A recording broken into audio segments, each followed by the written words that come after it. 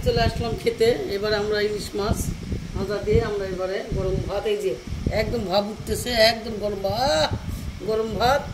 এবার ইলিশ মাছ পাতে পাতে নিচ্ছি, একজনে দুটো করে নিব। আর আমি মাছের মাথাটা অবশ্য খাই না। আর কাঁচা লঙ্কা যার লাগবে সে নিয়ে নিবে, আমি একটা নিলাম।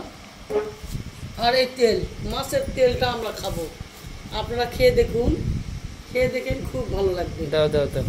আমরা পাতে পাতে একটু মাছের তেল নিয়ে নিচ্ছি, ওর পাতে একটু দিয়ে দিলাম। এবার আমরা খাবো। শুরু করলাম খেতে। ও গরম, অনেক গরম। লবণ নাও। লবণ লাগবে না।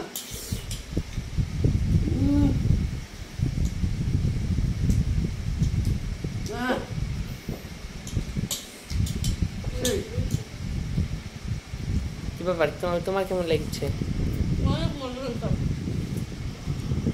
গরম ভাত কার কার পছন্দ হবে কমেন্ট করবেন। আমি দেখাই।